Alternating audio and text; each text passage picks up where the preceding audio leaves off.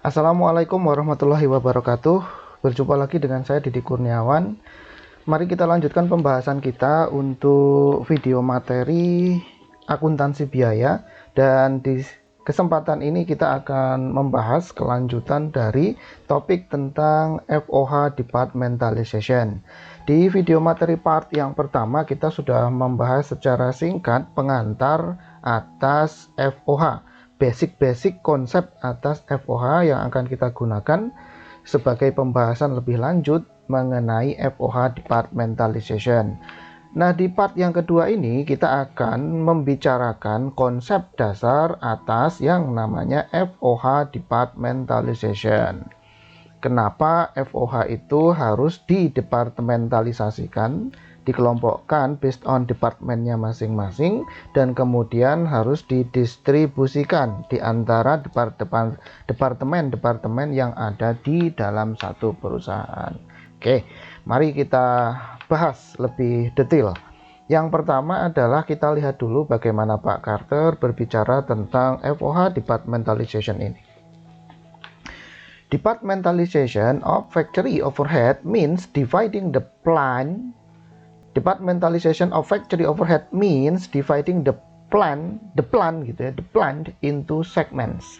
Plant di sini maksudnya ini bukan perencanaan, bukan tumbuhan. Plant di sini maksudnya adalah pabrik sebagai simbol dari proses produksi. Jadi proses produksinya itu dibagi ke dalam beberapa segments. Nah, karena pembahasan kita ini terkait dengan FOH, maka fokus kita adalah FOH, biaya overhead yang ada di dalam segmen-segmen di departemen-departemen yang ada di satu perusahaan. Jadi saya ulang, departmentalization of factory overhead means dividing the plant into segments called departments. Nah, segmen-segmen yang ada di dalam perusahaan itu, bagian-bagian yang ada di dalam perusahaan itu kita sebut sebagai departemen. To which overhead costs are charged, yang mana FOH, biaya overhead ini akan dibebankan ke segmen-segmen atau departemen-departemen tersebut. Jadi logikanya adalah bahwa setiap departemen-departemen atau segmen-segmen di dalam perusahaan tersebut itu pasti akan mengeluarkan biaya overhead. Nah, kalau segmen-segmen tersebut, departemen-departemen itu semuanya tanpa terkecuali mengeluarkan biaya overhead, maka logikanya biaya overheadnya tersebut harus kemudian dibebankan ke produk akhir. Nah, maka pembahasannya adalah bagaimana sih caranya membebankan biaya overhead ke produk akhir, yang mana biaya overheadnya itu berasal dari berbagai macam departemen atau segmen yang ada di satu perusahaan. Paham ya sampai di sini ya? Oke. Kemudian, departments are classified as either producing or service departments. Jadi dalam satu perusahaan, yang perusahaan di sini yang dimaksud dengan perusahaan di sini adalah perusahaan manufaktur tentunya. Jangan berbicara perusahaan jasa atau perusahaan dagang, karena ini akan menjadi nggak match. Ya, pembahasan kita sekali lagi konteksnya adalah perusahaan manufaktur. Nah, departemen-departemen atau segmen-segmen tadi di satu perusahaan manufaktur itu nanti akan dikelompokkan menjadi dua kelompok departemen, dua kelompok besar departemen, yaitu yang pertama adalah kelompok departemen produksi atau producing department, dan kelompok besar yang kedua adalah departemen jasa atau departemen pendukung. Bahasa Inggrisnya service department atau servicing department. Jadi ada dua nih. Untuk kepentingan pembahasan kita yang berfokus kepada FOH, departemennya nanti, segmen-segmen yang ada di dalam perusahaan manufaktur nanti, itu akan kita kelompokkan hanya ke dalam dua grup, yaitu departemen produksi, producing department, dan departemen pendukung atau departemen jasa, servicing department. A producing department manufactures the product by changing the form or material or by assembling parts. Dari kalimat ini kita tahu bahwa yang dimaksud dengan departemen produksi, producing department, itu dia nanti punya tusi, punya tugas dan fungsi, punya tanggung jawab, atau bahasa simpelnya dia punya kegiatan atau aktivitas dalam rangka aktivitas di sini maksudnya aktivitas produksi ya, dalam rangka untuk mengubah, changing the form or material or by assembling parts. Jadi departemen produksi itu dia akan berkontribusi langsung, secara langsung kontribusinya. Kalau kontribusi langsung tuh maksudnya adalah bahwa oh ini loh ada raw material, kemudian raw materialnya itu dipegang, diproses. Yang memproses siapa? Ya departemen produksi itu secara langsung. Dia itu benar-benar megang, memotong, menggunting, merakit, mengecat. Nah, itu namanya departemen produksi. Kontribusinya langsung. Ya, kontribusinya langsung. Dalam rangka apa? Dalam rangka mengubah raw material menjadi finished goods. Nah, kan pengubahan raw material jadi finished goods itu kan merupakan proses bisnis dari si perusahaan manufaktur. Nah, proses bisnis perusahaan manufaktur yang changing raw material dalam rangka bertransformasi dari raw material menjadi finished good, itu yang ngelaksanain adalah departemen produksi. Berbagai macam aktivitas di dalamnya, ada banyak, ada cutting, menggunting, ada memotong, kemudian ada merakit, kemudian ada ngecat, menghaluskan, packaging. Nah, itu dilakukan oleh segmen-segmen yang termasuk ke dalam kelompok departemen produksi. Ya. Berikutnya, a service department renders a service that contributes in an indirect way to the manufacture of the product but does not change the form, does not assembly or nature of the materials. Jadi, yang dimaksud dengan service department atau departemen jasa atau departemen pendukung ini, mereka atau departemen jasa ini, mereka tidak akan berkontribusi secara langsung. Yang perlu digarisbawahi adalah secara langsung. Tidak ada kontribusi langsung yang diberikan oleh service department dalam rangka untuk mengubah transformasi raw material menjadi finished good. Enggak. Lupa, kalau begitu nggak ada kontribusinya dong itu departemen jasa. Oh, tidak demikian. Departemen jasa itu tetap berkontribusi dalam rangka untuk mengubah raw material menjadi finished goods. Namun yang harus dicatat adalah bahwa kontribusi dari departemen jasa itu bersifat tidak langsung. Artinya apa sih Pak? Saya masih belum paham. Oke. Kalau ada proses produksi, yaitu pengubahan raw material jadi FG, bahasa gampangnya, departemen produksi tadi dia akan megang raw material, dia akan memotong raw material, dia akan merakit raw material, dia kemudian akan ngecat produk yang belum jadi, dia akan membungkus packaging produk tersebut sebelum dijual kepada konsumen. Nah, jadi dia itu bahasa simpelnya itu dia megang, dia benar-benar megang raw material yang bertransformasi menjadi FG tadi. Itu namanya kontribusinya langsung. Nah, kalau service department itu kontribusinya tidak langsung. Terus bagaimana dong Pak yang dimaksud dengan kontribusi tidak langsung itu? Berarti bahasa simpelnya ya, departemen jasa ini tidak akan memegang raw material yang nanti akan bertransformasi menjadi finished good. Loh, maksud tidak memegang bagaimana Pak? Ya maksudnya dia tidak akan, ambillah contoh misalkan PT ABC yang menghasilkan meja kursi dari kayu. Maka departemen jasa atau service department ini dia tidak akan megang kayu, dia tidak akan memotong kayu, dia tidak akan ngecat kursi, dia tidak akan ngerakit pola potongan-potongan kayu menjadi kursi dan meja, enggak. Ya, enggak. Tapi yang harus dicatat, digarisbawahi di sini adalah bahwa kalau tidak ada dukungan dari service department atau support department, maka itu nanti produknya tidak akan jadi dengan bagus. Contohnya apa Pak service department itu? Service department itu contohnya misalkan adalah departemen utilities department. Utilities Department itu tugasnya adalah mensuplai fuel, mensuplai energi atau suplai listrik, kemudian suplai air. Coba bayangkan, kalau listriknya mati, apakah kemudian aktivitas cutting atau pemotongan kayu itu akan berjalan dengan lancar?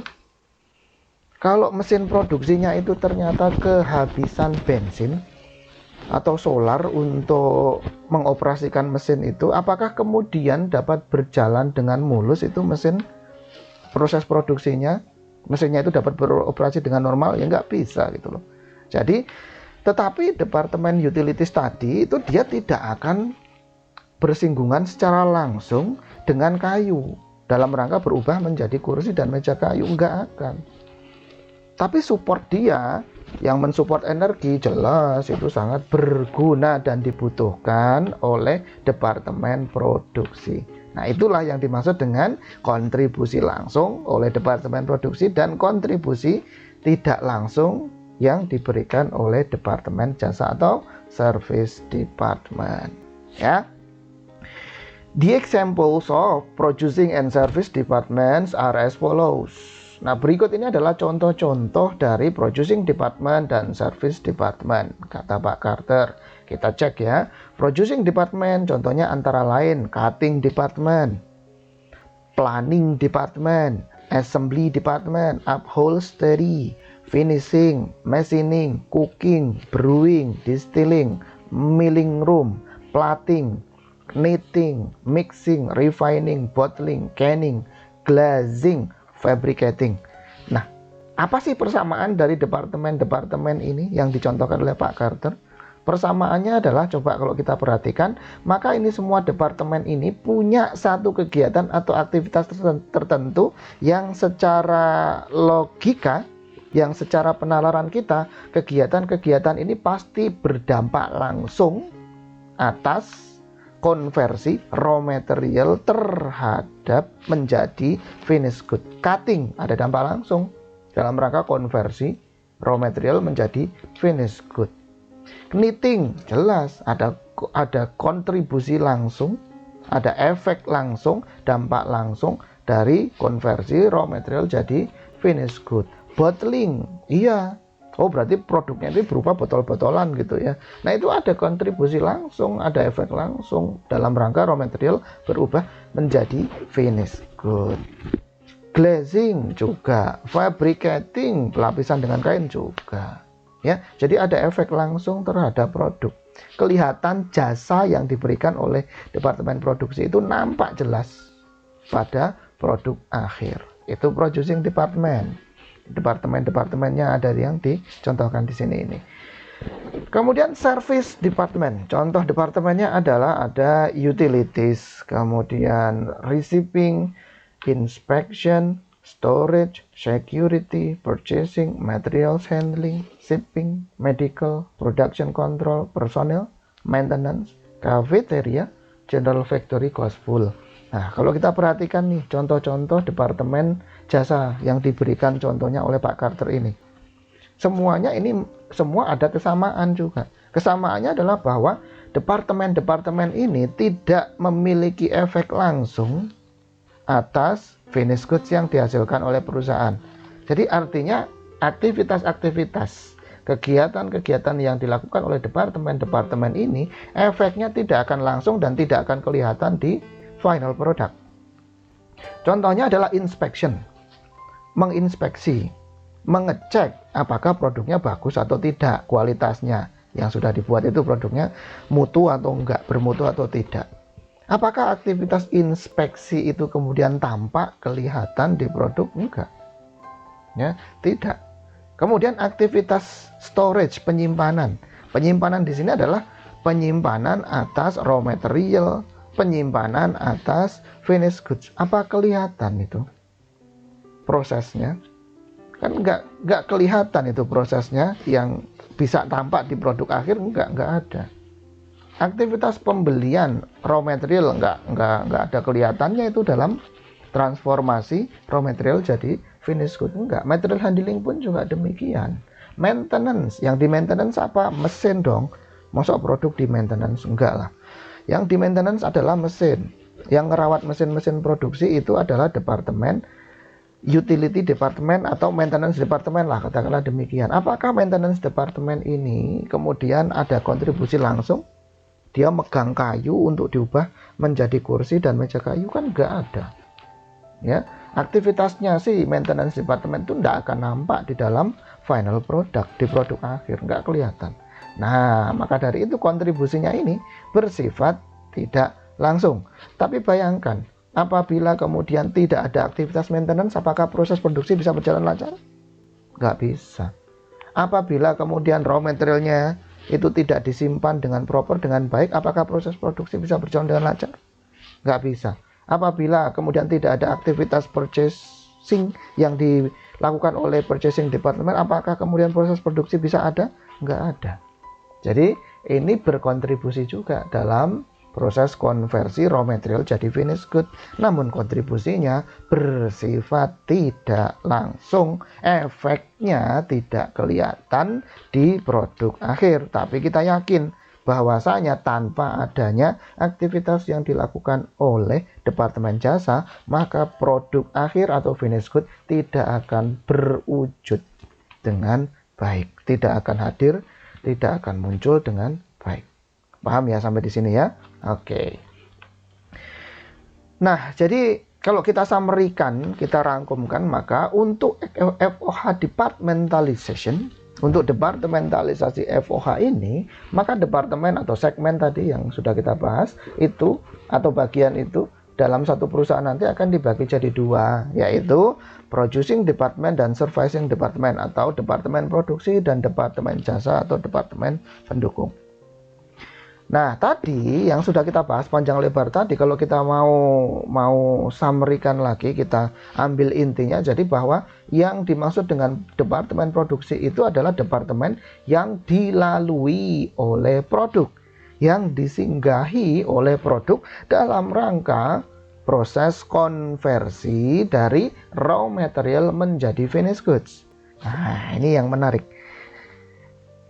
Ciri-ciri yang menarik dari departemen produksi adalah bahwa departemen-departemen produksi tersebut itu pasti akan dilalui atau disinggahi oleh raw material dalam rangka dia berkonversi berubah menjadi finished goods. Itu departemen produksi. Beda dengan departemen produksi adalah departemen jasa. Kalau begitu departemen jasa itu bahasa simpelnya, ciri-cirinya adalah bahwa departemen jasa itu tidak akan dilalui oleh produk.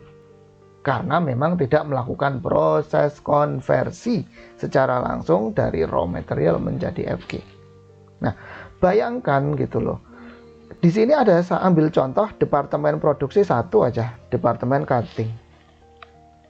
Bayangkan, kalau andaikan produknya itu tidak singgah ke departemen cutting, raw material tidak singgah ke departemen cutting, apakah kemudian produknya bisa terwujud, bisa terbentuk? Jawabannya adalah tidak. Ambil contoh tadi, ketika kemudian PT ABC yang memproduksi meja dan kursi dari kayu tadi, ketika kayunya tidak mampir, tidak dimasukkan ke departemen cutting, apakah gelondongan kayu atau balok-balok kayu itu kemudian bisa berubah menjadi kayu, kursi kayu dan meja kayu? Jawabannya adalah ya nggak mungkin dong. Oke, paham ya? Oke. Departemen cooking, apakah kalau tepung terigu itu tidak dimasukkan ke departemen cooking, kemudian bisa wujud itu kue dan roti? Jawabannya adalah ya nggak mungkin. Maka ini departemen cooking hukumnya wajib harus disinggahi oleh raw material berupa tepung terigu dalam rangka bertransformasi menjadi kue dan roti. Paham ya sampai di sini ya? Itu departemen produksi. Kalau departemen jasa nggak ada disinggahi oleh raw material dalam rangka berubah menjadi finished good. Nggak akan gitu. Misalkan tadi, tepung terigu dalam rangka bertransformasi menjadi kue dan roti. Apakah kemudian tepung terigu itu akan mampir ke departemen shipping? Enggak akan mampir. Shipping itu kan setelah jadi produk, baru kemudian produknya didistribusikan, dikirimkan. Nah, kalau tepung dalam rangka dia berubah menjadi roti, masa mampir ke departemen shipping? Kan nggak mungkin. Apakah kemudian balok-balok kayu yang akan diubah menjadi kursi dan meja kayu itu kemudian akan mampir ke departemen personil? Nggak akan. Kalau dia diampirkan atau disinggahkan ke departemen personil, dimampirkan ke departemen personil, dimasukkan ke departemen personil. Nah, departemen personil mau ngapain kok dikasih kayu? Departemen personil itu tidak punya kompetensi untuk motong kayu, membuat pola meja dan kursi, ngerakit pola menjadi meja dan kursi. Nggak punya kompetensi ini. Para karyawan di departemen personil ini nggak punya. Karena memang kompetensinya di karyawan di departemen personil itu adalah terkait dengan pengembangan SDM, pelatihan, diklat, ngurusi cuti. Nah, itu kompetensi mereka.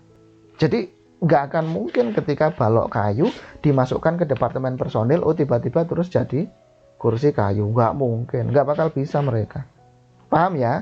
Jadi simpulan kita, ciri-cirinya adalah kalau departemen produksi itu nanti pasti dilalui atau disinggahi oleh raw material dalam rangka berubah menjadi FG. Sementara kalau service department atau servicing department ini nggak akan dilalui oleh raw material dalam rangka bertransformasi menjadi finished goods. Paham ya?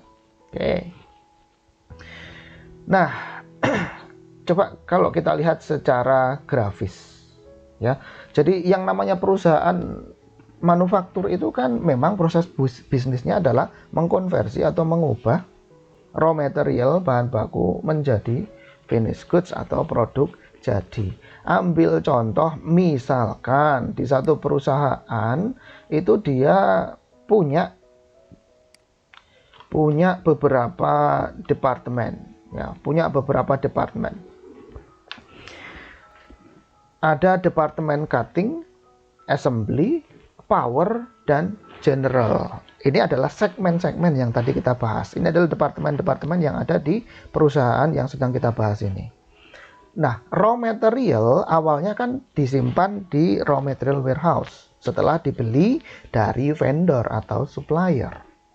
Anggaplah ini memang perusahaannya tidak menerapkan proses produksi secara just in time. Enggak, dia tradisional aja, non just in time. Nah, kemudian sedikit demi sedikit raw material ini akan diminta disetor ke departemen cutting terlebih dahulu. Oleh departemen cutting, potongan-potongan kayu, balok-balok kayu itu kemudian akan dipotong, ya. Dibentuk polanya, diukur, dibuat polanya, kemudian dipotong-potong. Jadilah di sini ada potongan-potongan dari part atau bagian meja dan kursi kayu. Nah, kemudian bagian potongan meja dan kursi kayu itu oleh departemen cutting kemudian dioper, diserahkan ke departemen assembly. Oleh departemen assembly, potongan-potongan pola parts atau bagian meja dan kursi itu kemudian dirakit, dihaluskan, kemudian dicat, barulah jadi berwujud itu namanya meja dan kursi kayu. Nah, meja dan kursi kayu yang sudah diselesaikan oleh assembly department ini kemudian dimasukkan ke FG warehouse sebelum kemudian dijual kepada konsumen. Nah, kalau kita lihat di sini, coba perhatikan bahwa di sini ini raw materialnya ini kan bergerak dari sini, masuk ke departemen cutting, dipotong-potong, dipolain, kemudian dioper lagi, berikutnya masuk ke departemen assembly, dirakit sampai kemudian terwujud berbentuk meja dan kursi kayu. Kemudian baru dioper ke FG warehouse. Nah, kalau kita perhatikan di sini kan berarti raw materialnya itu kan melintasi atau melalui cutting department dan assembly department dalam rangka berubah menjadi finished goods. Kan gitu ya. Tadi ciri-ciri dari departemen produksi kan dilalui oleh raw material dalam rangka berubah jadi FG. Nah, kalau begitu cutting dan assembly ini kan punya kontribusi langsung. Dia pasti memegang raw material cutting dan assembly ini. Dia punya kontribusi langsung dalam rangka mengubah raw material jadi finished good, dalam rangka mengubah kayu menjadi meja dan kursi. Nah, oleh karenanya cutting department dan assembly department ini merupakan producing department. Ya, departemen produksi. Nah, bagaimana dengan power department dan general department? Power department dia punya tugas, dia punya fungsi, dia punya aktivitas untuk mensuplai power kepada departemen lainnya. Maksudnya bagaimana, Pak? Ya, power departemen ini akan mensuplai listrik, solar, bensin, fuel lah pokoknya ke cutting department. Dia juga akan mensuplai power listrik ke assembly department. Dia yang ngurusin tentang bahan bakar, fuel, solar, bensin, dan seterusnya. Itu adalah power department. Dia akan berikan juga jasanya ke general department. Paham ya? Terus general department. General department ini juga dia akan memberikan layanan umum. Misalkan tentang kebersihan, kerapian, kemudian keamanan dari semua fasilitas yang ada di departemen di perusahaan ini. Dia akan memberikan layanannya, jasanya ke semua departemen. Dia akan berikan layanannya ke departemen power, layanan kebersihan, kerapian, keamanan ke departemen power. Dia juga akan berikan layanan kebersihan, keamanan, kerapian ke departemen cutting. Pun juga demikian ke departemen assembly. Gitu. Nah, pertanyaan kita adalah kalau departemen cutting dan departemen assembly ini yang dilalui secara langsung oleh produk ini tidak memiliki bahan bakar, tidak memiliki fuel, apakah kemudian dapat berproduksi? Jawabannya adalah tidak. Jadi ini tetap cutting department dan assembly department ini membutuhkan layanan yang diberikan oleh departemen power. Kalau cutting department dan assembly department itu kondisinya itu kotor, berantakan, tidak bersih, kemudian tidak aman pula, apakah proses produksi dapat berjalan dengan lancar? Jawabannya adalah mestinya tidak akan berjalan dengan baik itu proses produksi di cutting dan assembly department. Maka dari itu cutting department, assembly department dalam rangka berproduksi mengubah raw material jadi FG ini butuh layanan dari departemen general.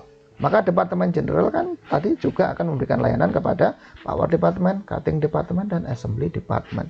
Namun yang harus kita cermati di sini dan harus kita berikan atensi penuh di sini adalah bahwa raw materialnya ini perhatikan dia tidak akan mampir ke departemen power dan dia pun juga tidak akan mampir masuk ke departemen general, enggak akan. Ngerti ya? Jadi power department dan general department itu bukan merupakan jalur untuk produksi. Jalur untuk produksinya hanya ke cutting department dan assembly department. Jadi power dan general tidak dilalui oleh jalur produksi dalam rangka konversian raw material menjadi finished goods. Enggak akan. Nah, sehingga power department dan general department inilah yang disebut sebagai service department atau servicing department. Departemen jasa atau departemen pelayanan atau departemen pendukung. Paham ya sampai di sini ya? Jadi tanpa kehadiran departemen power dan general itu proses produksinya nggak akan berjalan gitu. Jadi kalau simpulan kita adalah kalau kita bertanya apakah power department dan general department itu punya kontribusi dalam rangka proses produksi, jawabannya exactly yes. Tetapi kontribusi dalam proses produksi yang dilakukan oleh power dan general department sifatnya tidak langsung. Sementara kalau cutting dan assembly ini jelas, ini terkait dengan proses produksi sangat. Dan kontribusinya bersifat langsung. Paham ya sampai di sini ya? Oke, jadi cutting department dan assembly department disebut sebagai departemen produksi karena berperan langsung dalam konversi raw material jadi FG. Terus power department dan general department disebut sebagai departemen jasa. Kenapa? Karena memberikan dukungan layanan kepada departemen produksi. Tanpa kehadiran departemen power dan general, proses produksi tidak berjalan dengan baik. Di power department tadi mensuplai listrik, bahan bakar untuk energi di departemen produksi. Nah, general department memberikan layanan berupa perawatan, perbaikan, pemeliharaan, kebersihan, keamanan untuk departemen Sip. Oke. Nah, kontribusi layanan yang diberikan oleh Departemen Jasa ke Departemen Produksi, kalau begitu harus diperhitungkan untuk dibebankan ke produk. Nah, ini simpulan akhir dari pembahasan kita mengenai departementalisasi, ada Departemen Produksi dan Departemen Jasa ini. Ini adalah keywordnya. Bahwa tadi kan proses produksi itu ada meminta kontribusian dari service department. Kalau begitu, produk yang dihasilkan itu untuk komponen biaya produksinya pasti dong harus memperhitungkan jasa yang telah diberikan oleh Power Department dan General Department, atau jasa yang telah diberikan oleh Service Department. Kenapa? Karena tanpa adanya Power Department dan General Department, atau tanpa adanya Service Department, proses produksinya nggak akan jalan. Berarti itu ada kontribusinya dong dalam proses produksi. Yes. Pertanyaannya, apakah layanan atau kontribusian yang diberikan oleh Service Department ini harus diperhitungkan menjadi komponen biaya produksi atas finished good? Jawabannya yes, exactly. Loh, caranya bagaimana, Pak? Caranya bagaimana? Nah, itulah yang akan kita pelajari. Tapi intinya adalah bahwa jasa yang diberikan oleh Departemen Jasa ini atau Service Department ini harus diperhitungkan, dikalkulasikan, dimasukkan, dibebankan ke produk akhir. Itu kata kuncinya. Oke, kalau kita amati, kalau kita lihat, dan sudah kita bahas di video materi yang pertama, adalah bahwa yang namanya finished goods itu kan komponen produksinya itu kan pasti mencakup DM, DL, dan FOH. Nah, sekarang kalau kita mau hitung-hitungan komponen biaya produksi dari Departemen Jasa ini, itu mau dimasukkan ke produk. Kan komponen biaya produksi cuma ada 3, DM, DL, dan FOH. Nah, itu berarti mau dimasukkan ke komponen biaya produksi yang mana? Pilihannya kan cuma 3, dimasukkan sebagai DM, sebagai DL, atau sebagai FOH. Maka kalau kita pikirkan, renungkan lebih dalam lagi, ya yang jelas nggak mungkin di treatment.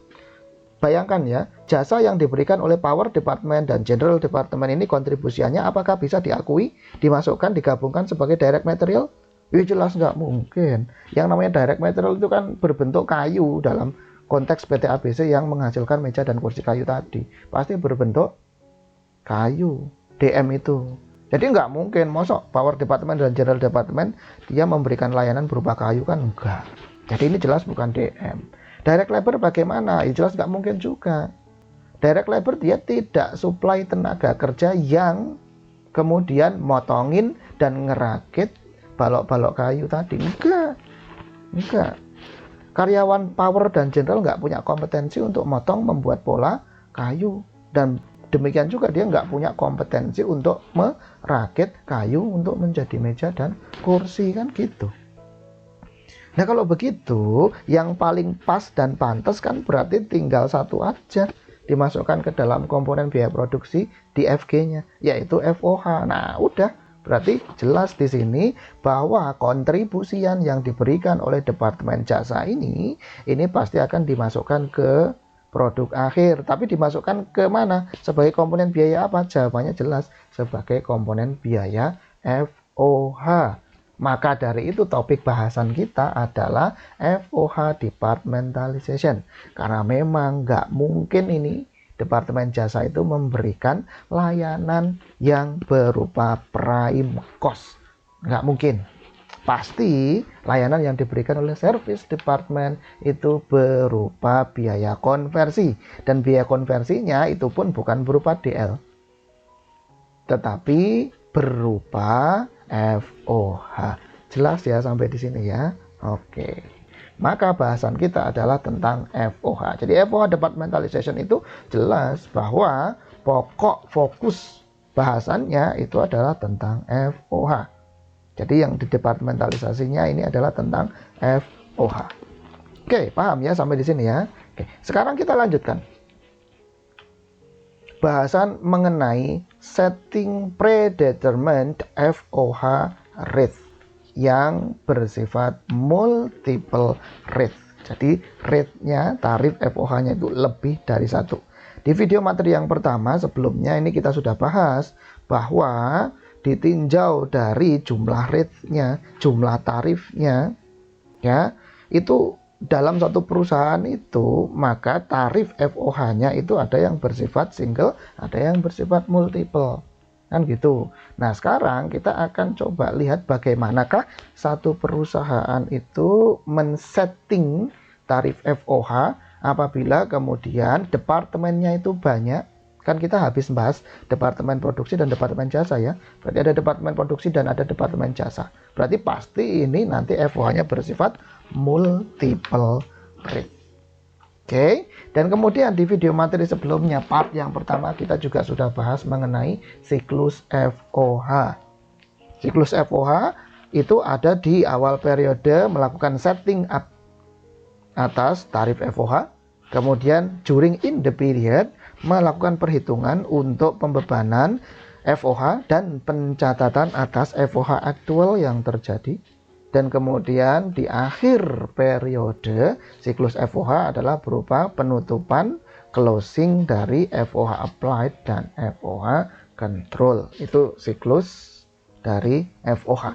Nah, sekarang di bukunya Pak Carter itu ada satu contoh bagaimana men-setting up tarif FOH apabila kemudian bersifat multiple rates, dan segmen atau departemennya itu ada departemen jasa dan ada departemen produksi. Ya, bagaimana caranya? Oke.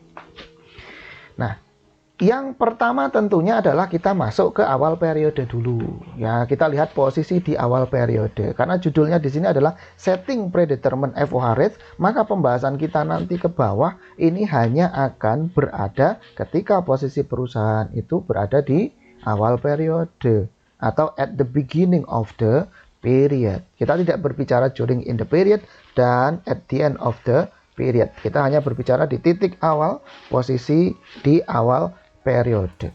Apa yang dilakukan? Setting up. Kalau kita mau men-setting up tarif, maka ingat video materi debat pertama, tarif itu adalah ada perhitungannya ya, ada pembilang dan penyebut. Pembilangnya itu adalah total estimasian FOH yang akan terjadi selama satu periode ke depan. Itu pembilangnya, penyebutnya adalah basis yang digunakan dalam perumusan tarif FOH tersebut.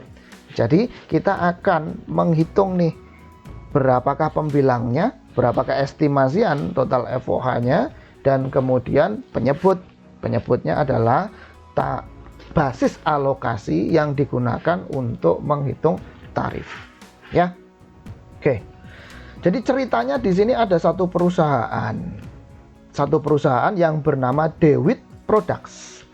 Nah, DeWitt Products ini dia punya dua kelompok besar departemen, yaitu departemen produksi dan departemen jasa. Departemen produksinya terdiri dari 4 macam departemen, yaitu cutting departemen, departemen pemotongan, planning departemen, departemen penghalusan, assembly departemen, departemen perakitan, dan upholstery department atau departemen pelapisan. Ya, pelapisan dengan kain biasanya. Ini 4 departemen produksi yang ada di DeWitt Products. Kemudian departemen jasanya, service departemennya juga ada 4, yaitu materials handling, inspections, utilities, dan general factory department. Jadi total ada 8 departemen di DeWitt Products, perusahaan yang bernama DeWitt Products. Nah, dalam rangka setting up FOH rates, maka kita butuh pembilang. Nah, pembilangnya tadi adalah berupa estimasian atas total FOH untuk jangka waktu satu periode ke depan. Sehingga ini di sini judulnya adalah Estimated Departmental Factory Overhead. Maka angka-angka yang semuanya berada di sini, ini adalah angka estimasi atau prediksi dari DeWitt Products Company. Ya, ini semuanya angka prediksian. Ini bukan real yang sudah dikeluarkan, ini FOH-nya bukan. Ini semuanya adalah masih perkiraan atau prediksi. Oke, kita lihat satu persatu biayanya. Item-item biayanya itu ada di kolom yang paling kiri yang di sini. Ini adalah item-item biaya.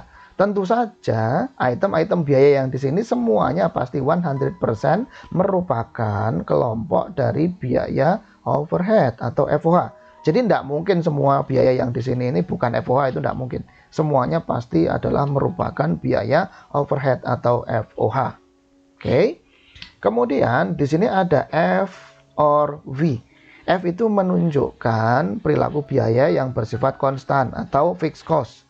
Sementara V ini menunjukkan perilaku biaya yang bersifat tidak konstan, berubah-ubah in total, yang merupakan variable cost. Oke. Kemudian di sini ada dibagi dua lagi ini jenis-jenis biaya FOH-nya, ada direct departmental cost dan ada indirect departmental cost. Direct departmental cost itu maksudnya adalah yang dapat ditelisik langsung ke departemen yang bersangkutan. Artinya secara nyata, secara real, yang mengeluarkan adalah departemen-departemen tersebut. Atau segmen-segmen tersebut itu bisa kelihatan memang real mengeluarkan biaya-biaya tersebut.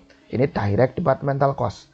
Kemudian kalau indirect departmental cost, ini biaya-biaya ini tidak bisa secara langsung diterasir bahwa yang mengeluarkan adalah departemen-departemen yang bersangkutan. Tidak bisa. Ya, ini indirect departmental cost. Sulit untuk ditracing ke setiap departemen secara langsung. Nah, ini direct departmental cost dan indirect departmental cost. Masing-masing direct departmental cost dan indirect departmental cost ini ada item rincian biaya FOH-nya masing-masing. Ya, kita lihat. Ada biaya supervisors. Biaya supervisors ini ternyata semuanya 100% ini bersifat fix atau bersifat fixed cost. Biayanya konstan. Biayanya konstan, fixed cost. Totalnya ada 70.000. Nah, 70.000 itu ternyata biaya supervisornya dikeluarkan oleh cutting 9.000, planning 8.000, assembly 8.000, material handling 10.000, inspection 6.000, sampai ke general factory $12.000. Nah, ini kalau di total semuanya adalah 70.000. Dan semua biaya supervisor bersifat fix. Kemudian indirect labor kita lihat. Indirect labor, kalau FOH itu kan kalau kita lihat kemarin pembahasan mengenai sifat perilaku biaya di video materi sebelumnya, bahwa ada yang fix dan ada yang variabel sifat biaya itu. Dan kemudian khusus untuk FOH, FOH itu kan semi variabel, artinya ada sebagian yang bersifat fix dan ada sebagian yang bersifat variabel. Nah, ini indirect labor. Kalau kita lihat di sini ternyata ada sebagian yang bersifat fix dan ada yang sebagian bersifat variabel. Yang bersifat fix totalnya 9.000, rinciannya ada di sini seperti ini. Oke, yang bersifat variabel totalnya 66.000, rinciannya cutting 9.000, planning 3.000, material handling 11.000, inspection 8.500 dan seterusnya. Oke, paham ya? Oke. Demikian juga dengan labor fringe benefit, ada yang fix dan ada yang variabel. Indirect material pun juga ada yang fix dan ada yang variabel. Total fixnya 4.000, variabelnya 19.000. Repair and maintenance ada fix dan variabel juga. Kemudian yang terakhir direct departmental cost-nya adalah depreciation on equipment, semuanya bersifat fixed. Paham ya?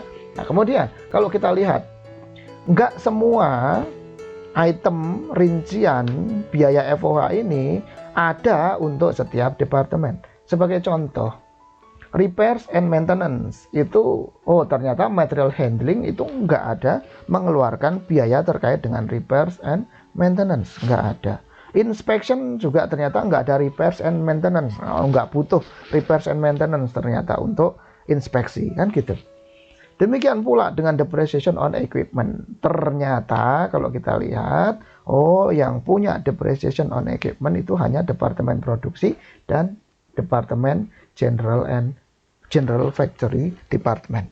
Sementara material handling, inspection, utilities ini tidak punya biaya depreciation on equipment. Paham ya? Terus, indirect departmental cost terdiri dari electric power, itu ada yang fix dan ada yang variable. fixnya 2.000, variabelnya 20.000. Kalau kita lihat di sini, oh ternyata electric power itu hanya ada di departemen utilities. Jadi bisa kita ambil kesimpulan, oh ternyata departemen utilities ini dialah yang ngurusi tentang kelistrikan atau sumber daya yang berasal dari listrik. Diurusi oleh utilities. Oke, paham ya? Sehingga yang dibebankannya, biaya listriknya dibebankannya ke departemen utilities. Kemudian fuel fix 1.000, variabel 10.000. Ini juga hanya ada dibebankan di utilities departemen. Kita tahu berarti oh ini utilities departemen ngurusin tentang bahan bakar juga ternyata. Kemudian water fix 1.000, variabelnya 4.000, diurusin juga hanya oleh utilities. Oh, utilities departemen tuh di samping ngurusin kelistrikan, bahan bakar, dia juga ngurusin tentang air. Kemudian depreciation on building, semuanya fix, totalnya 5.000. Oh, depreciation on building ternyata hanya ada di departemen produksi.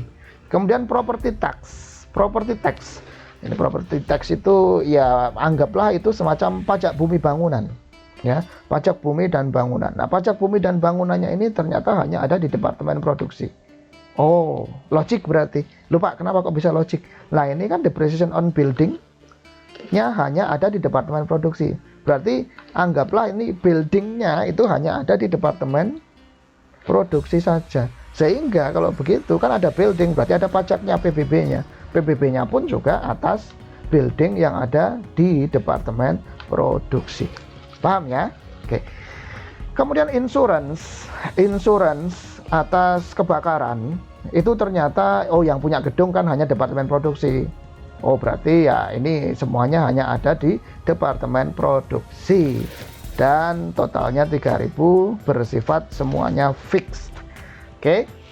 Kemudian tadi ada total direct departmental cost 250.000. Nah ini rincian masing-masing total direct departmental cost di masing-masing departemen. Kemudian ada total indirect departmental cost-nya adalah 50.000. Rinciannya tadi seperti ini. Hanya ada di departemen produksi dan departemen jasanya cuma satu aja, yaitu departemen utilities. Totalnya 38.000 untuk di departemen utilities indirect departmental cost-nya. Total departmental FOH. Nah, kalau ini berarti total FOH semuanya. Total FOH semuanya berarti 250.000 ditambah 50.000 sama dengan 300.000. Nah, 300.000 itu rinciannya terdiri dari di departemen cutting 40.500. Kemudian di departemen planning ada 36.700. Kemudian di departemen assembly ada 35.000. Lalu di departemen terakhir upholstery 36.800. Sementara di departemen jasa, material handling 28.300, kemudian inspection 18.600, utilities 65.400, dan general factory 36.900. Nah ini kalau dijumlahkan semuanya ke samping sini, totalnya adalah 300.000. Nah yang baris bawahnya ini adalah total fixed FOH 125.000, total variable FOH 175.000. Ini hanya rincian berdasarkan sifat biayanya saja, mana yang fix dan mana yang variabel. Nah kalau ditotalkan, dijumlahkan ya tetap sama 300.000 ya. Coba aja 125.000 ditambah 175.000 ya tetap sama, yaitu 300.000. Jadi intinya kita tahu di sini ada total estimasian total biaya overhead yang akan dikeluarkan oleh Dewit Products itu diperkirakan selama 1 tahun ke depan, katakanlah demikian. Itu nanti total biaya FOH-nya adalah $300.000. Jadi kita sudah ketemu nih angka pembilangnya, yaitu total estimasian FOH-nya adalah sebesar $300.000. Paham ya sampai di sini ya? Oke. Sekali lagi, sampai di sini di step yang pertama kita sudah mendapatkan angka untuk pembilang, yaitu total estimasian biaya overhead untuk satu periode ke depan, yaitu sebesar nilai pembilangnya $300.000. Oke, paham ya? Oke, sekarang kita beranjak ke penyebut. Nah, penyebutnya ini merupakan basis untuk menghitung tarif FOH atau base of the rate. Basis untuk dijadikan dasar untuk menghitung FOH. Nah, ini nanti merupakan penyebut. Pembilangnya kan tadi sudah ketemu 300.000. Nah, ini adalah merupakan penyebut. Ya, ini nanti akan merupakan penyebut. Nah, penyebutnya ini punya basis. Nah, basisnya apa? Nah, sehingga langkah yang kedua ini kita akan menentukan basis atas penghitungan tarif FOH. Nah, berdasarkan survei yang sudah dilakukan oleh DeWitt Products, ini ada beberapa parameter yang bisa dijadikan basis atau dasar dalam rangka untuk menghitung tarif. Beberapa basisnya. Pak, apakah semuanya ini akan dipakai? Iya, akan dipakai, tapi tidak kemudian setiap departemen pakai semuanya gitu loh. Ini ada 5 basis gitu loh. Satu departemen memakai 5 basis, enggak ya, enggak begitu ceritanya. Nah, basis ini digunakan oleh departemen-departemen tertentu dalam rangka untuk mengalokasikan FOH. Jadi rangkuman survei atas basis yang bisa digunakan sebagai dasar menghitung tarif FOH ada 5 basis. Ada number of employees, jumlah karyawan, kemudian kilowatt hours KWH, ya, kilowatt hours KWH, kemudian horsepower hours. Kalau KWH ini kilowatt hours itu biasanya berarti logiknya adalah untuk menghitung daya listrik yang terpakai. Kemudian horsepower hours ini biasanya digunakan untuk menghitung, mengukur operasionalisasi mesin, ya, menghitung operasionalisasi mesin atau kekuatan atau daya mesin. Kemudian ada basis lagi berupa floor area in square feet. Ini maksudnya adalah luas bangunan atau luas lantai yang dipakai oleh setiap departemen. Kemudian ada cost of material requisition. Berapakah total cost atas materials yang di request, yang diminta atau yang digunakan. Nah, kemudian di sini perhatikan producing department, cutting, planning, assembly, upholstery. Ada 4 departemen produksi kan tadi kan? Ada cutting, planning, assembly, dan upholstery. Nah, kemudian kan kita berpikir nih, bertanya juga, tergelitik. Loh Pak, bukannya tadi pas kita memprediksikan total biaya FOH, itu kan yang kita prediksikan kan total FOH-nya itu berasal dari 8 departemen Pak.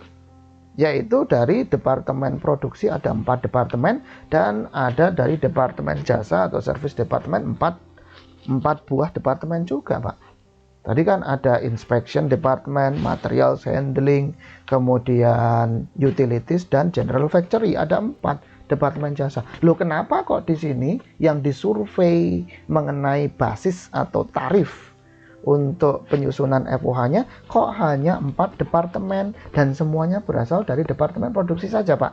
Nah, kenapa departemen jasa yang 4 tadi itu tidak digunakan juga, tidak dimasukkan juga, tidak dijadikan pertimbangan untuk disurvei atas 5 parameter basis ini gitu loh. Itu pertanyaannya.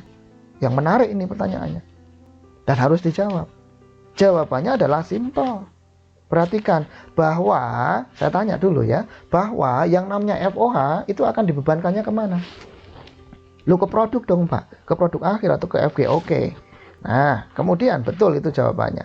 Nah, kemudian saya tanya berikutnya, FG itu komponennya ada berapa? Ada 3 Pak, DM, DL, FOH. Berarti kan FOH-nya masuk di dalam produk akhir toh? Iya, betul sekali Pak. Oke. Nah, pertanyaan ketiga sekarang, lakukan analisis lagi. Tadi yang dilalui atau yang dilintasi oleh produk, yakni RM berubah jadi FG itu, yang dilintasi atau dilalui oleh produk, itu departemen produksi atau departemen jasa? Di departemen produksi dong Pak. Oke, betul. Kalau begitu sekarang, siapakah yang berhak dan bisa membebankan FOH ke produk? Departemen produksi atau departemen jasa? Ya departemen produksi dong Pak. Loh kenapa kok departemen produksi yang berhak dan bisa untuk membebankan FOH? Karena departemen produksi dilalui oleh produk dalam rangka berubah dari RM jadi FG. Jadi yang bisa membebankan FOH ke produk itu hanya departemen produksi.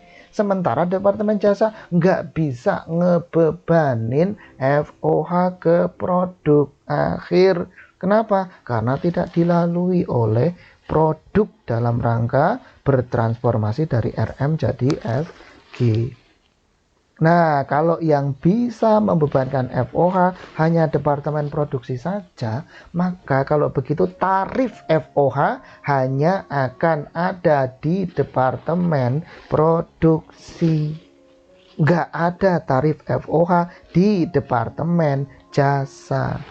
Paham ya sampai di sini ya? Oke, jadi udah ngerti kita ya alasannya ya. Kenapa kok kemudian tidak dicari base indikator untuk dasar pentarifan FOH yang berasal dari departemen jasa? Untuk apa? Karena memang departemen jasa tidak bisa dan tidak berhak untuk membebankan FOH ke produk. Paham ya? Jadi kenapa nih kok di sini cuma departemen produksi saja yang dicari indikator untuk tarif, basis tarif FOH-nya? Ya karena memang yang nanti akan membebankan FOH ke produk hanyalah departemen produksi. Otomatis yang punya tarif hanya departemen produksi. Kalau yang punya tarif hanya departemen produksi, ya kalau begitu ya kita hitung tarifnya hanya departemen produksi. Pembilang dan penyebutnya itu nanti hanya untuk departemen produksi saja, tidak untuk departemen jasa. Loh Pak, katanya tadi departemen jasa harus diperhitungkan juga Pak dalam penghitungan atau setting tarif FOH. Iya, nanti setelah ini kita akan melihat bahwasanya memang betul bahwa yang ada tarifnya itu hanya departemen produksi. Tapi ingat bahwasanya biaya FOH yang ada di departemen jasa itu juga harus diperhitungkan nanti di step ketiga setelah ini. Jadi kita lihat di sini ya, dapat kita simpulkan di sini bahwa basis untuk menghitung tarif FOH ini ada 5. Ada number of employees, kilowatt hours, horsepower hours, floor area, dan cost of material requisition. Nah, terus ini adalah rincian untuk masing-masing departemen produksi. Ya, number of employees-nya ini ada di sini. Kemudian KWH rinciannya untuk 4 departemen di sini. HPH-nya juga rincian untuk 4 departemen ini. Kemudian floor areanya ini juga rinciannya untuk keempat departemen produksi ada di sini. Dan cost of material requisition untuk 4 departemen produksi rinciannya begini. Ini persentasenya, ya, persentasenya, ini juga persentasenya. Oke, paham ya sampai di sini? Kita sudah ketemu basis untuk menghitung tarif FOH. Nah, kita masuk ke langkah yang ketiga sekarang. Langkah yang ketiga, nah barulah sekarang kita mau menghitung besarnya tarif FOH untuk masing-masing departemen. Masing-masing departemen. Nah, kata-kata masing-masing departemen ini yang harus kita pahami. Masing-masing departemennya ini merupakan hanya departemen produksi. Sekali lagi, departemen jasa tidak punya tarif FOH. Paham ya sampai di sini ya? Oke. Sekarang kita lihat bagaimana menghitung tarif FOH. David Products, perusahaannya Distribution of Estimated Service Department Cost and Calculation of Departmental Overhead Rates. Oke. Nah, ini menarik nih. Ini ada 2 hal, ada 2 aktivitas berarti yang akan dilakukan di step yang ketiga oleh David Products Company. Aktivitas pertama adalah Distribution of Estimated Service Department Cost. Itu aktivitas pertama. Aktivitas kedua adalah Calculating Departmental Overhead Rates. Jadi ada 2 aktivitas. Yang pertama nanti akan mendistribusikan estimasian biaya FOH dari Service Department ke Producing Department. Saya ulang, aktivitas pertama adalah untuk mendistribusikan membagi, bahasa gampangnya, mendistribusikan dan membagi biaya overhead dari service department ke mana? Ke producing department. Kenapa harus dibagi ke producing department? Lah kan kita mau menghitung tarif, yang punya tarif hanya departemen produksi. Nah kalau begitu kan tadi ada simpulan kita yang awal tadi adalah bahwa biaya yang dikeluarkan oleh service department itu kan juga harus diperhitungkan karena ada kontribusinya ke produk. Supaya dapat diperhitungkan, ya sudah, estimasian dari biaya overhead di departemen jasa ini pun harus dimasukkan, didistribusikan terlebih dahulu ke departemen produksi. Jadi ini adalah aktivitas yang pertama. Nah, baru kemudian aktivitas yang kedua melakukan penghitungan atas tarif FOH. Tentu saja nanti tarif FOH-nya hanya ada di departemen produksi. Departemen jasa sekali lagi tidak punya tarif FOH. Kenapa? Karena tidak dilalui oleh produk dan sehingga tidak punya kemampuan atau tidak bisa untuk membebankan FOH karena memang juga tidak berhak karena tidak dilalui oleh produk. Paham ya sampai di sini ya? Oke. Sekarang kita lihat langkah yang pertama, yaitu mendistribusikan FOH dari departemen jasa ke departemen produksi.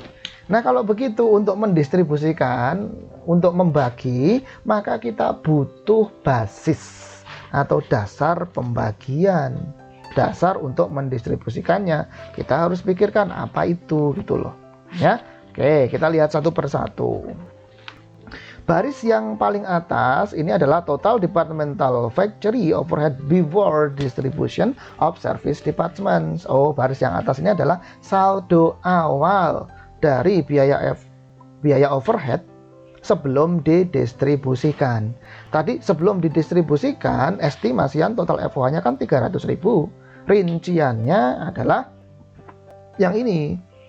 Di masing-masing departemen. Cutting 4.500, planning 36.700, assembly 35.000, upholstery 38.600, material handling 28.300, inspection 18.600, utilities 65.400, dan general factory 36.900. Oke. Loh Pak, tadi kan kalau nggak salah ada dibagi menurut sifatnya, ada yang fix dan ada yang variabel. Terus kok nggak dimasukkan di sini? Ya nggak perlu, ya, tidak perlu. Kita butuh hanya rincian total FOH-nya. V atau F, fix atau variabel, itu untuk kepentingan yang lainnya. Dalam hal ini, konteks penghitungan tarif itu tidak kita butuhkan yang fix dan yang variabel itu. Jadi kita hanya butuhkan gelondongan nilainya yang di sini.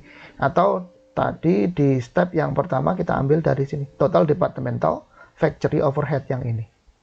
Ya, ini menjadi baris pertama di step yang ketiga dalam rangka menghitung tarif FOH. Oke, nah kemudian kita akan mendistribusikan. Apa yang didistribusikan? Yaitu biaya overhead. Dari mana? Dari departemen jasa ke departemen produksi. Tidak boleh sebaliknya ya. Distribusi FOH itu dalam rangka perhitungan tarif itu hanya dari departemen jasa ke departemen produksi. Kenapa? Karena yang berhak dan bisa membebankan FOH ke produk hanya departemen produksi. Oke. Yang pertama, distribution of service department cost adalah dari material handling. Oke, material handling department ini dia punya FOH, estimasian FOH 28.300. Nah, 28.300 ini akan kita bagi ke producing department yang 4 ini. Nah, udah dikasih tahu oleh Pak Carter, oleh David's Products Company, basisnya adalah estimated cost of materials requisition. Oke, materials handling basis untuk membagi total FOH 28.300 adalah berdasarkan jumlah material yang di request oleh setiap masing-masing departemen produksi. Oke, kalau begitu logik ya. Material handling berarti basis untuk membagi FOH-nya adalah jumlah material yang di request atau diminta oleh setiap masing-masing departemen produksi. Oh, logik. Masuk akal. Oke, nah cara membaginya bagaimana? Ke upholstery 9905, assembly 2830, planning 2830, ke cutting 12735. Nah, ini ketemu angka ini dari mana Pak? Ini adalah dengan mengalihkan dengan proporsi tadi. proporsi step yang kedua atas basis tarif FOH tadi yang ada di step yang kedua, step yang sebelumnya tadi. Coba kita cek ya. Perhatikan di sini, ini planning dan assembly ini sama ya. Berarti ini persentasenya, tadi kan ada persentase, berarti untuk planning dan assembly ini persentasenya, basisnya, persentase basis alokasinya, basis distribusinya ini sama nih. Oke, kita cek apakah betul sama.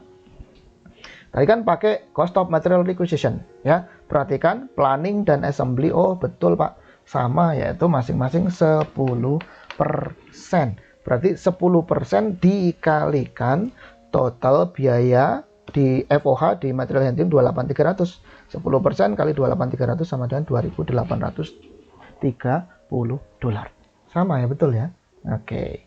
Kalau begitu, ini upholstery 9905 itu adalah berarti sebesar 35% kali 28.300. Kemudian cutting ini 12.735 adalah pasti 45% kali 28.300. Sehingga ketemu angka-angka ini.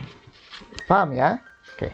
Jadi setelah dari sini material handling ini habis, sudah biaya overheadnya ini sudah dibagi ke semua departemen produksi.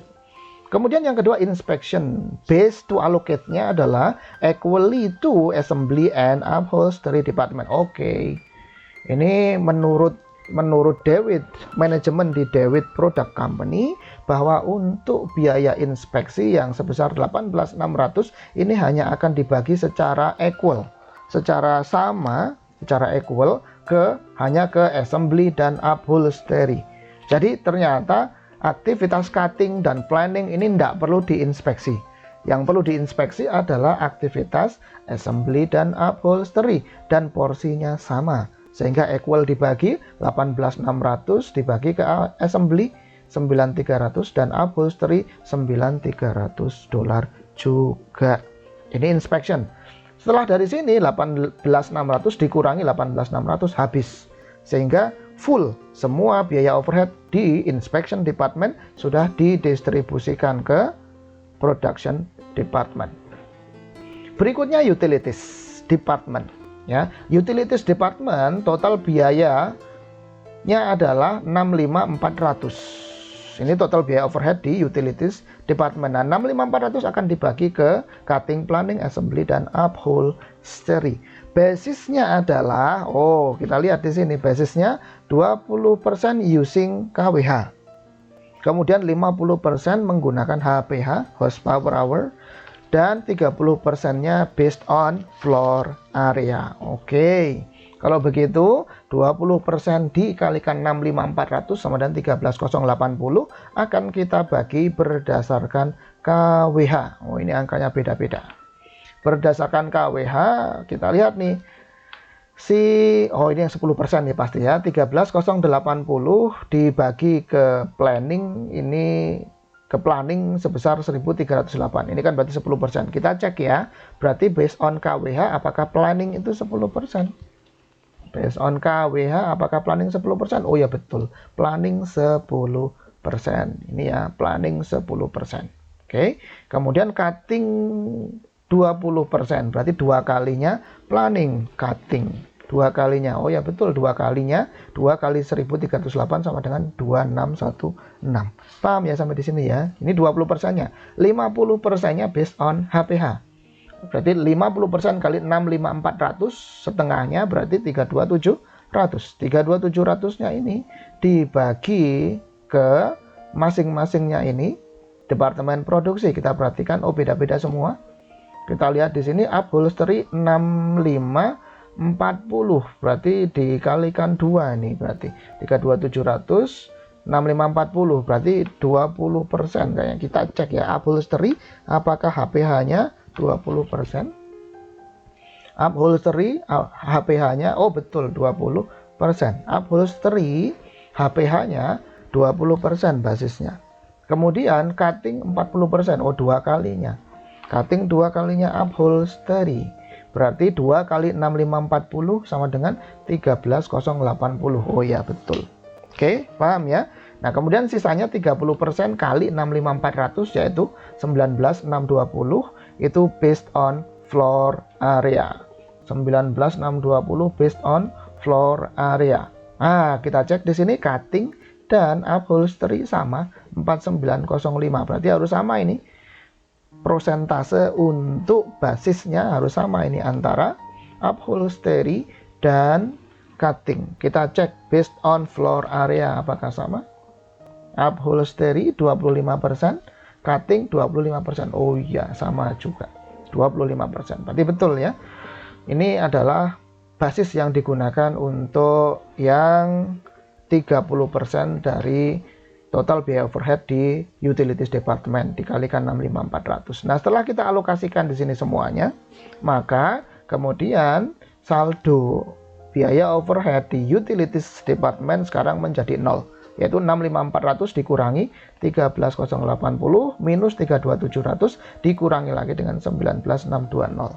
Berarti habis sudah dari utilities department, semuanya sudah didistribusikan ke production department.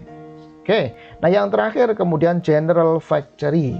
Total biaya overheadnya 36.900. Nah, general factory biaya overheadnya didistribusikan ke producing department dengan menggunakan basis number of employees. Oke, number of employees. Kita lihat di sini, oh beda-beda semua angkanya. Oke. Based on number of employees, kita cek number of employees. Ya. Jadi cutting 20%, assembly 30%. Kita cek untuk yang cutting ya. Cutting 20%. Berarti cutting itu berarti 20% dikalikan 36.900. 369 kali 2 7380. Oh ya, oke, udah betul ini 20%. Kemudian tadi yang 30% tadi assembly, berarti dikalikan 3, 36.900 dikalikan 30% sama dengan 11.070. Oke. Nah, berarti sekarang setelah 36.900 ini didistribusikan ke producing department, maka sekarang saldo dari biaya overhead di general factory department sudah menjadi 0. 36.900 minus 36.900. Nah, sekarang perhatikan total service department cost distributed-nya adalah 40.716, 22.183, 38.242 dan 48.059. Loh, ini angka-angka ini diperoleh dari mana? Angka-angka ini diperoleh dari distribusian tadi ini. Ya, distribusian tadi ini.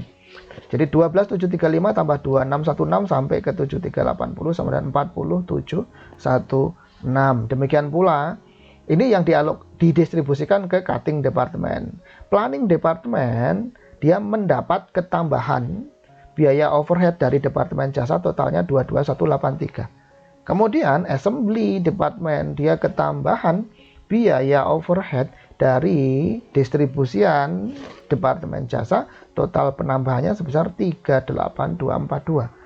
Nah, yang terakhir upholstery dia dapat distribusian biaya overhead dari departemen jasa totalnya sebesar 48059. Rinciannya tadi sudah kita hitung di sini. Paham ya? Sehingga total departmental FOH after distribution of service departments adalah, jadi tinggal kita jumlahkan saja. Cutting department adalah 40.500 ditambah 40.716 sama dengan 81216. Kemudian planning 36.700 ditambah 22.183 sama dengan 58883. Terus di assembly department awalnya sebelum distribusi 35.000. 35.000 ini berarti dikeluarkan oleh departemen assembly ansih, hanya oleh departemen assembly saja sebelum ketambahan distribusi dari departemen jasa.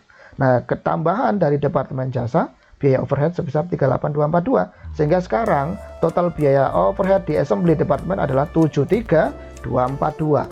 Dan terakhir demikian juga di upholstery, awalnya sebelum distribusi 38600 ditambahi distribusian FOH dari departemen jasa 48059, sehingga saldo akhir setelah distribusi biaya overhead di upholstery department adalah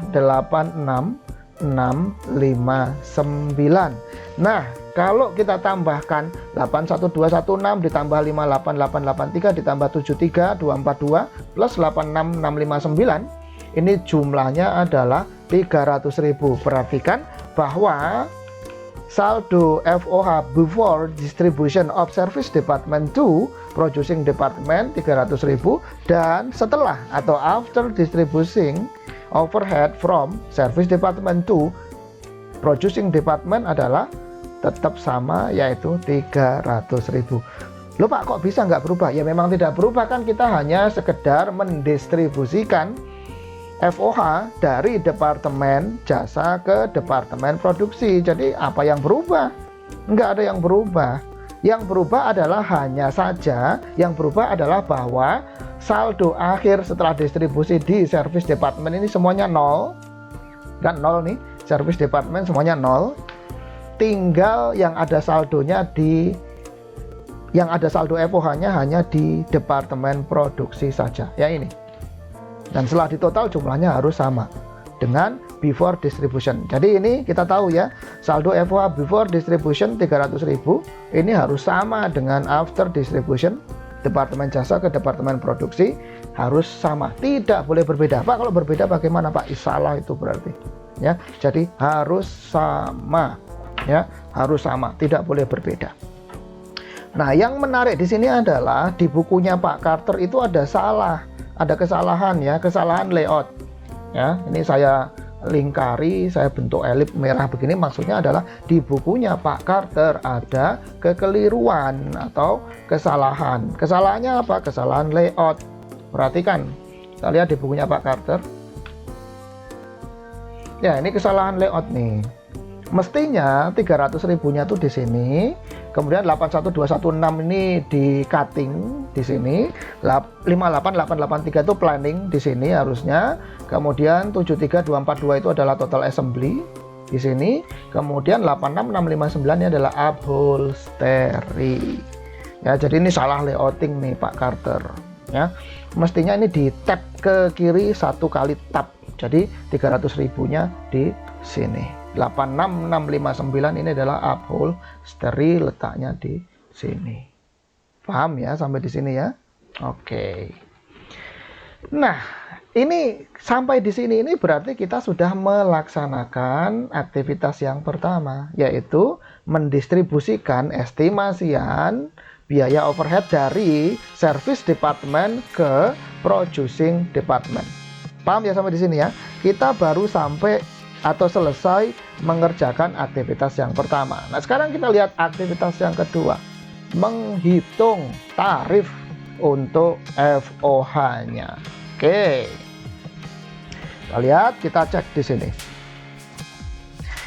Nah, kita sekarang mau menghitung tarif. Kalau kita mau menghitung tarif, maka kita butuh penyebut yang di bawah ya, kita butuh penyebut. Nah, penyebutnya itu merupakan total basis yang digunakan untuk menghitung tarif. Nah, dari sini kita lihat sudah diinformasikan oleh Dewitt Products Company ada 3 basis yang akan digunakan untuk menghitung tarif FOH, yaitu direct labor hours, machine hours, dan direct labor cost. Nah, kemudian kita berpikir, loh Pak, lah kok di sini ada direct labor hours, machine hours, dan direct labor cost. Ini apa bedanya Pak dengan yang tadi loh Pak? Kan tadi ada basis juga itu loh, yang di step yang kedua ada basis juga. Ada KWH, HPH, kemudian jumlah material yang di request, terus ada floor area gitu ya, luas area itu tadi. Loh kok beda Pak? Ini maksudnya bagaimana Pak? Oke, yang tadi itu maksudnya yang ini tadi ya. Loh, tadi ini kan ada 5, number of employees, KWH, HPH, floor area, cost, material, requisition. Loh, ini bedanya apa Pak? Kok tiba-tiba sekarang di sini basisnya ada DLH, MH, dan DL cost? Ini gimana Pak? Maksudnya saya masih belum paham. Oke, kita jelaskan ya. Kita perjelas lagi. Nah, basis yang digunakan di exhibit 13-2 ini yang sudah dihitung oleh Dewitt Products ini Ini basis yang digunakan dalam rangka untuk distribusi FOH dari Departemen Jasa ke Departemen Produksi. Sekali lagi saya ulang, 5 basis ini dari number of employees sampai ke cost of material requisition ini merupakan basis yang nanti akan digunakan dalam rangka untuk distribusi overhead cost dari service department ke producing department. Paham ya? Sementara yang 3 ini DLH, MH, dan DL cost ini merupakan basis yang akan digunakan sebagai dasar untuk menghitung tarif final FOH. Jadi beda peruntukannya. Kalau yang tadi yang 5 basis tadi adalah dalam rangka untuk distribusi FOH dari service ke producing department, sementara yang 3 basis ini digunakan untuk menghitung tarif final FOH. Oke, kita lihat. DLH kalau kita lihat ternyata digunakan sebagai dasar untuk menghitung tarif di Departemen Cutting. Ini Departemen Cutting dan Departemen Upholstery ya. Jadi digunakan oleh 2 departemen DLH sebagai basis tarifnya, yaitu digunakan oleh Departemen Cutting dan oleh Departemen Upholstery. Nah, maka dari itu kita bertanya, berapakah total DLH? Ini semua estimasian ya. Berapakah total estimasi DLH Direct Labor Hours untuk satu periode ke depan yang ada di Departemen Cutting? Setelah dihitung-hitung, diprediksikan ternyata total DLH di Departemen Cutting adalah 2304 untuk 1 tahun ke depan. Kemudian bagaimana total Direct Labor Hours di Departemen Upholstery untuk 1 tahun ke depan? Nah, setelah dihitung-hitung, ketemu nilai prediksiannya adalah 24070. Loh Pak, kok beda Pak? Ini kan sama-sama Direct Labor Hours. Kenapa di Cutting dan di Upholstery kok bisa beda angkanya? Jawabannya adalah ya wajar lah. Ini yang satunya 2304 ini kan Departemen Cutting. Sementara di sini adalah Departemen Upholstery. Dari sisi jumlah karyawannya aja udah beda antara Departemen Cutting dan Departemen Upholstery gitu. Gimana kemudian jam tenaga kerja langsungnya, jumlah jam tenaga kerja langsungnya sama? Kan tidak mungkin gitu ya. Aktivitas untuk memotong dan aktivitas untuk melapisi ini kan juga beda aktivitasnya. Jadi jam kerjanya atau waktu yang digunakan untuk melakukan cutting dan upholster itu juga berlainan. Jadi DLH-nya wajar dong kalau beda antara Departemen Cutting dan Departemen Upholstery. Nah, ini DLH ini yang 2304 dan angka 24070 ini menunjukkan nilai penyebut. Loh Pak, kalau ini ada penyebut, pembilangnya yang mana Pak? Pembilangnya yang ini.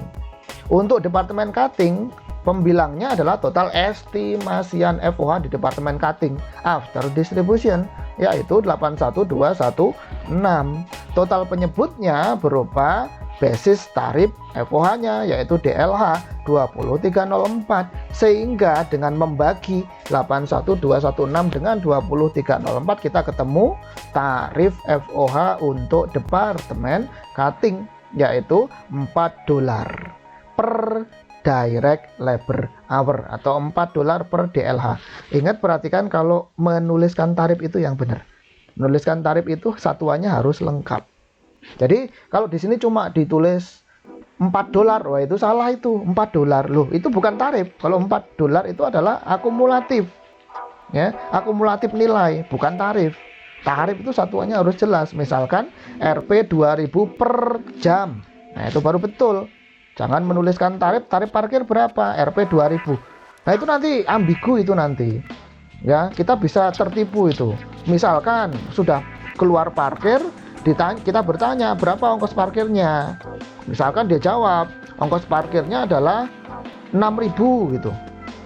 Loh kok 6.000, perasaan parkirnya cuma setengah jam gitu. Ternyata tarifnya adalah Rp 2000 per 15 menit gitu. Waduh.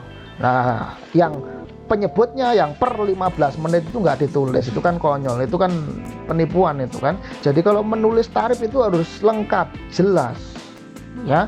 Jadi kalau tarif parkir tadi berarti ya Rp 2000 per 15 menit. Nah, ini tarifnya untuk departemen cutting adalah $4 per DLH.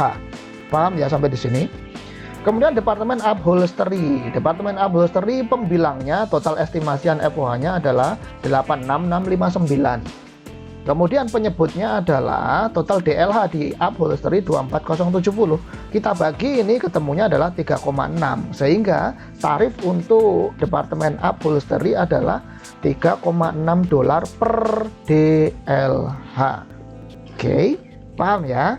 Nah, berikutnya untuk departemen apa nih yang kedua? Departemen planning ya. Departemen planning itu ternyata dia memakai mesin hours. Oh, ternyata untuk menghaluskan itu dia menggunakan mesin gitu. Berarti simpulan kita adalah begitu. Untuk menghaluskan dia menggunakan mesin, bukan pakai tenaga manusia. Dan total operasionalisasi mesin selama 1 tahun ke depan totalnya ada 9.200 jam. Berarti 9.200 jam ini merupakan penyebut. Pembilangnya mana ya? Pembilangnya ya total FOH after distribution di departemen planning, yaitu $58,883. Nah, ini kita bagikan 58,883 kita bagi dengan 9.200 ketemunya 6,4. Sehingga tarif untuk departemen planning adalah $6,4 per MH atau per machine hours. Paham? Nah, yang terakhir adalah departemen assembly. Departemen assembly ternyata dia memakai persentase dari direct labor cost. Ya, persentase dari direct labor cost. Nah, berarti total direct labor cost-nya diestimasikan selama 1 tahun ke depan berapa? Oh, sudah ada angkanya, yaitu $122.000. Ya, $122.000. Berarti $122.000 ini merupakan penyebut. Pembilangnya adalah total FOH biaya overhead di departemen assembly ya, di departemen assembly after distribution, departemen jasa ke departemen assembly adalah 73.242. Ini adalah pembilangnya. Nah, 73.242 kita bagi dengan 122.000 ketemunya adalah 60%. Sehingga tarif untuk FOH, biaya FOH yang akan dibebankan oleh departemen assembly adalah 60% kali direct labor cost-nya. Oke. Nah, ini adalah tarif-tarifnya untuk setiap departemen.